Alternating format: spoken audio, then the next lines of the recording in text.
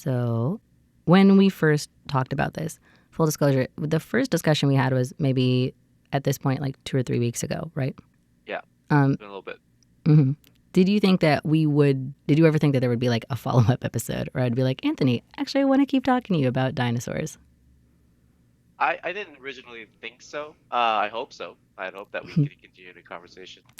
Well, congratulations. You are the first follow-up episode for the show. Awesome. Excited. So let's get in it. Let's talk about some dinosaurs.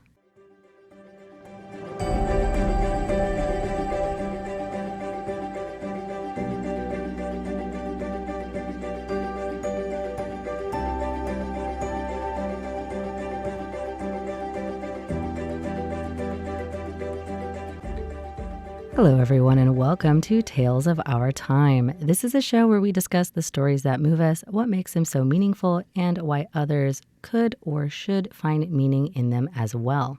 Of course, today is a little bit of a different episode than normal in that this is a follow-up episode to a previous show that I did with my guest, Anthony Van. So if you haven't listened to that one, please go check it out. It will make a little bit more sense. Some things we're doing differently this time, or we're not going to summarize the movie that we're discussing as we usually do.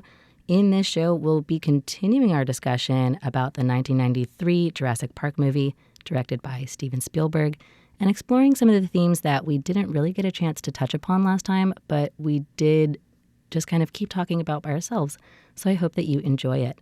I'm your host, Amanda Stevens, and even though we're not discussing the plot directly, this is not a spoiler-free show, so do bear that in mind. I'm joined by my good friend, Anthony Van. How are you? Hi.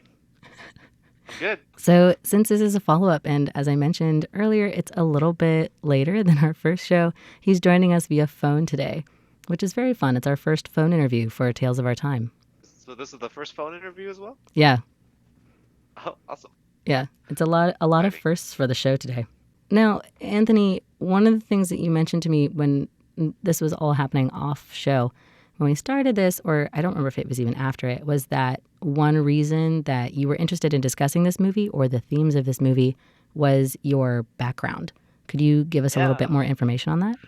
Yeah, so actually when I went to undergraduate school, I had actually studied microbiology with a track or a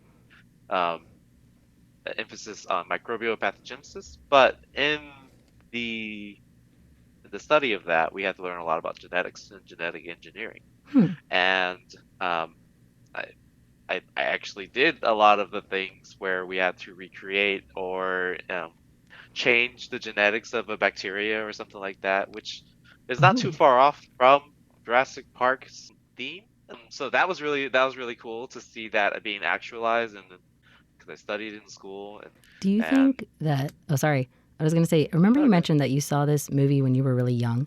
Do you think that somehow Yes. this like latched into your brain and was like, you could make dinosaurs one day? Oh, I couldn't possibly believe so, because I mean the whole microbiology portion was just way over my head. I was just like, oh, cool, dinosaurs, and You were thinking big when in fact what you actually ended up doing was yeah. small. Oh yeah. Oh, that's a very interesting thought. So getting into that, like, let's just dive right in. One thing that we talked about, but we didn't really have a lot of time to get into, was in fact just that theme of genetic engineering. They make the dinosaurs using DNA that they find from mosquitoes stuck in amber. Fossilized amber, which the legitimacy of that is probably not totally real either. Because DNA ultimately does break down to some degree. The idea of you can get a partial blueprint for how to make a dinosaur, and then recreate that.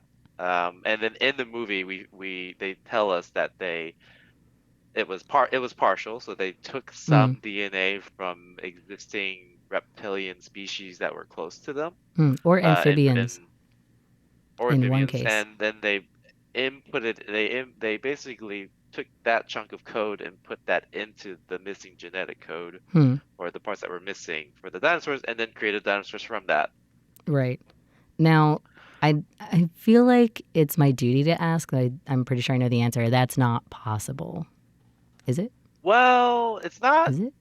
It's about how much we're guessing and how much it actually works. Hmm. Whether or not that genetic code that we put in there is the correct section or the Yeah. correct like series, that is hard to guess. But if we guessed all the right ones and Then it creates a living thing out of it, it. I think we have the means to do that now currently. Oh, cool.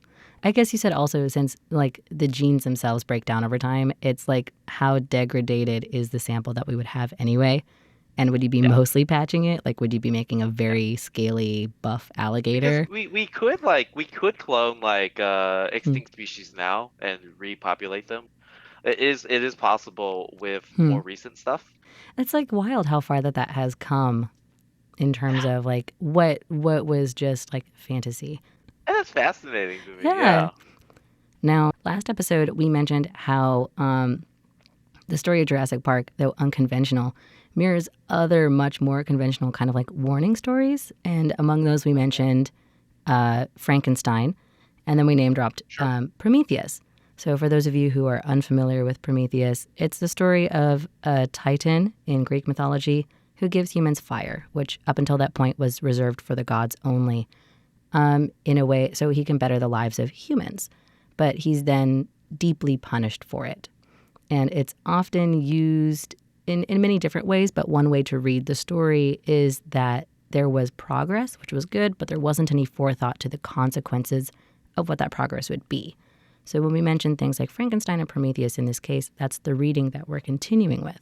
Jurassic Park, I think, is a great case study for that, in terms of, you know, we make dinosaurs, and then Jeff Goldblum says his line, and we watch Like, the consequences of making dinosaurs play out. I think it's a little bit less poetic than Prometheus in terms of Hmm.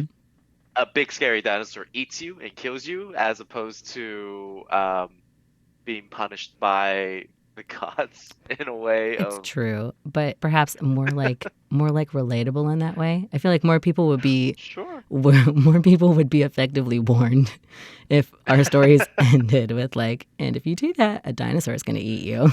Like, Yeah, yeah. There's the very physical danger of creating a thing that we can't control, which is what Jurassic Park is trying to say. And then there's hmm, the scientific um danger of creating something without restriction and then it having ramifications later on as hmm. well. Do you think that that is something that we should be grappling with right now? Because I think Oh I yeah. think it's a Oh yeah, yeah, yeah. really interesting idea to talk about. One note that I wrote down here when I was re-listening to the last one was kind of the struggle between like the joy of creation versus like again the ramifications or the reality of what that creation does or can mean.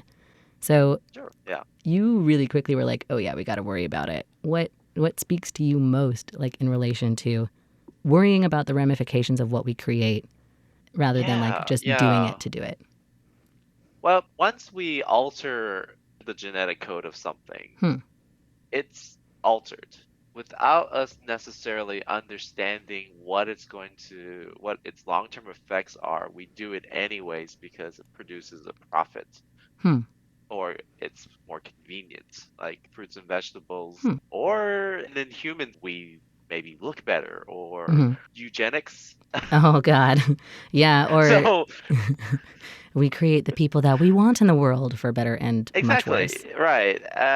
So that's my biggest worry, or the thing that Hmm. I'm drawn most to in genetic engineering is when we when we do that. And I Hmm. think that there's a lot of ethical issues that we have to talk about when it comes to that. Yeah.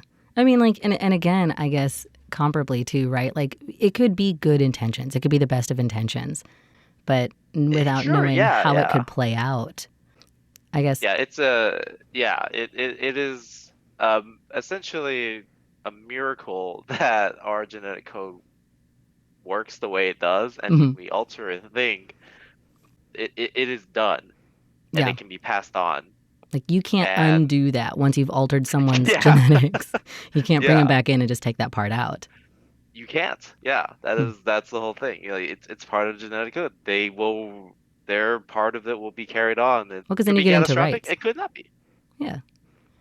And Sure. you may be thinking this is wild for us to connect to Jurassic Park, but it actually, something like that does happen in Jurassic Park. They make velociraptors, but there were problems in their genetic coding. Not problems, but there were like gaps. And so they fill that code. Right. They filled that. So the Velociraptor's genetic code was missing parts of it, and they filled it with amphibian DNA, I think from like a bullfrog or something like that. Mm-hmm. Um, and then they created the rest of the dinosaur from that, while adding in some controls in place of like making them amino acid deficient. Then they also decided to genetically alter and make the dinosaurs all female. Right. So in Um, theory, that's it. Then that we will don't be have any fine. more dinosaurs. They're all girls. They We'll know can't where live they are. without us because they need this amino acid that only we can provide them. Hmm. And yeah, they'll patch it in. They patched it all in with some amphibian DNA. But And if you see the movie, literally all of these controls go wrong. yeah. They breed and then they basically become out of control. And now there's fire in the world, and the world is on fire, and also there's dinosaurs. It's Yep. everything goes to heck in a handbasket. And that actually nicely kind of goes into the second theme I wanted to talk about, which is the theme of like, is this movie a man versus man story, or is it a man versus nature story?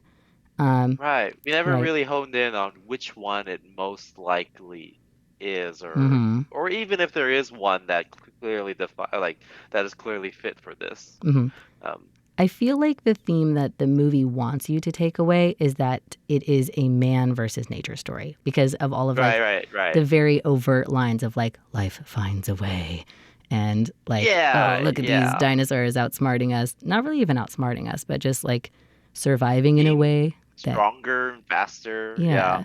So you think that Steven Spielberg was sort of pitting it as a man versus nature? What do you think? Honestly, I think that this could be like a commentary on like corporate greed, but ultimately I feel like that is also man versus man because corporations are run by people, right? So I think we have to look at them narratively speaking as people making those decisions for their corporation. So I wanted to ask you. What are all the man versus? Is man versus man versus nature, and man versus Self. another one? Man versus self. I think my take on this is I look at it as man versus man, as in all of society versus progress, I guess. Could you give me an It's example? a very interesting take on man versus man. Well, I mean, I love it. Like, I think that is a more interesting way to read man versus man. I don't think it always has to break down into like, I have stick, you have stick, we hit each other. Like, we're gonna fist fight to death. We're gonna figure it out right now, right here. Like, I don't think that has to be the only man versus man story that's told. But I think the main example of man versus man is, the dinosaurs are just a tool in this that was created by man that is destroying themselves. Okay. Yeah, I think that's cool. Like, rather than looking at the dinosaurs as their own entity, looking at them as tools, I think is an interesting reading on the story. I also like you just saying that gave me an idea. We mentioned that maybe it could be all three. I guess there is another reading where you could look at it as like each character type represents a different kind of story. If you wanted to look at it as like three micro stories within it, right? Where like perhaps the paleontologists are man versus self, battling that joy of creation versus like, is this like practical? These are very dangerous animals. The kids and the lawyer were probably man versus nature. I was going to argue for sure. Kids versus dinosaurs was 100% man versus nature.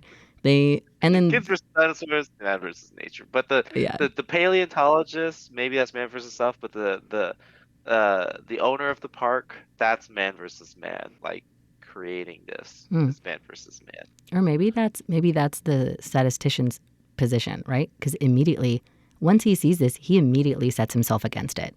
Like he's, I think but he's the only one who is not caught up in the wonderment of it, and immediately recognizes like this is a dangerous thing that we should really consider and we should probably get rid of. Yeah.